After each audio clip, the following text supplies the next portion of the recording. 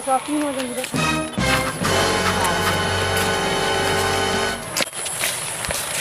नमस्कार। नमस्कार भाई आपकी हमरा का वोट दिया ठीक बा? हाँ दिया है। कुछ खर्चा पानी? अरे खर्चा पानी का है ना, आइयो ना साही का हमरा घर है, मुर्गा कटता। अरे मुखिया जी अपनी का पंचायत का ना हो का हमनी पंचायत के ना हो? हाँ। ए मारो सारा मार पार फाड़ दे, मोबाइल पर छीले सो जा सो मार सो खाए कट लो।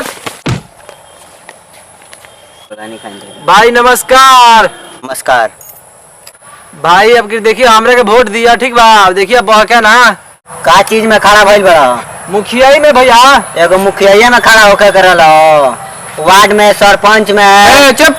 अरे दादा ते तो कूड़ा भी न तरा लिए के कहता कूड़ा भी न धरनी हो? हम अपना दूगो आँख से देखनी है।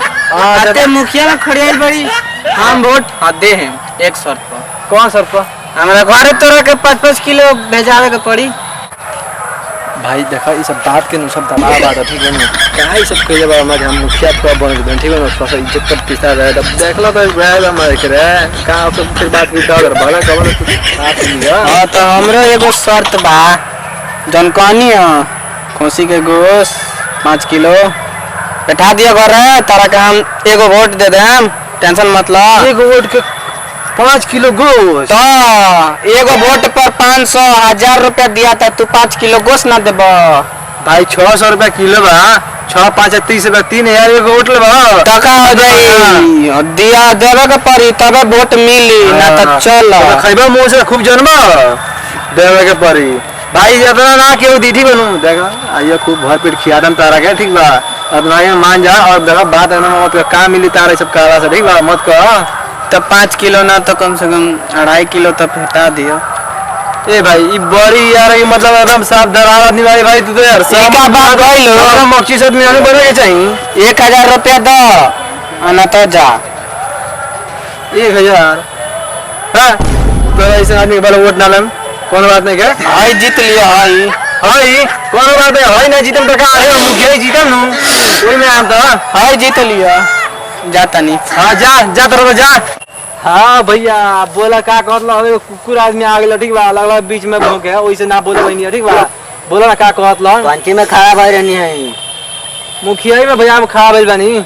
वे को पद रला वार्ड में, सरपंच में, ई सब और ई पद रला में खड़ा होकर चाहिए रहुआ। रे भाई मेरे बसन रे यार तोनी के मुखिया में का कहलो सो उठा के मैं का थी बा बताओ सो ना। मुखिया में ढेर रुपया बा। हां बहुत रुपया बा मुखिया में। अच्छा ई बात बा। हां चल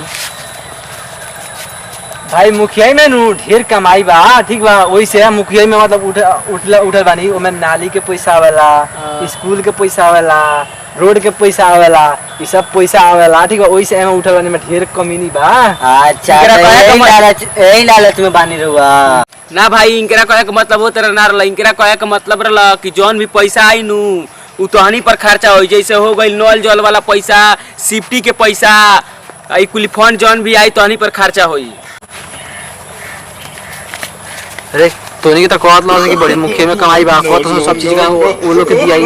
अरे मर वोटवा पर पोट पाट के एगो वोट ले लो के ओकरा बाद जब जीत जइले नु तो ओकरा बाद अपने रंग दिखा देलै। अच्छा ई बात बा। हाँ। तोनी के साला बड़ी हरामी बात हरी मत वोटवा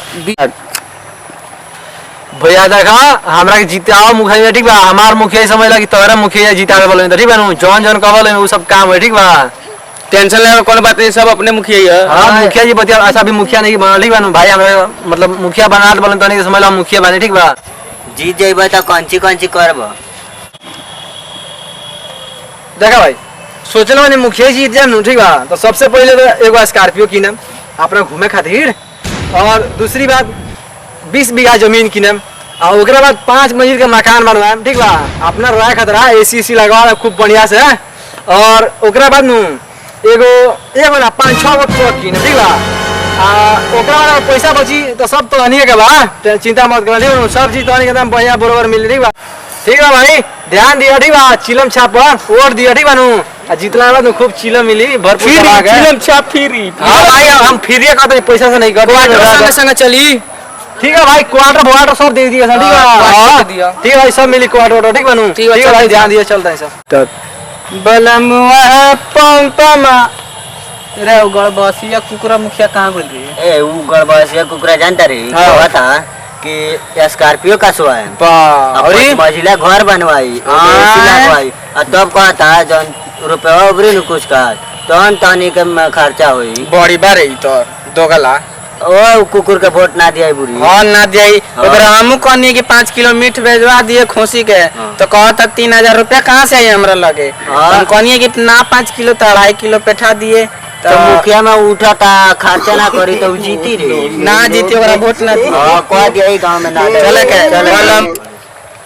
नमस्कार जो भी मुखिया प्रत्याशी है प्लीज उनसे यही अनुरोध है कि ये हमारी वीडियो मनोरंजन के लिए बनाया गया है, प्लीज़ आप इसे देख के बुरा मत मानना, ये हम कॉमेडी के लिए बना रहे हैं। तो अगर आपने हमारी ये वाली वीडियो देखी है तो प्लीज़ हमारी वीडियो को आप लाइक कर देना, शेयर कर देना, कमेंट कर देना और चैनल को सब्सक्राइब कर देना, बेल आइकन तो दबाना भूलना मत, क्योंकि हमारी हर वीडियो की नोटिफिकेशन आपको जाती रहेगी।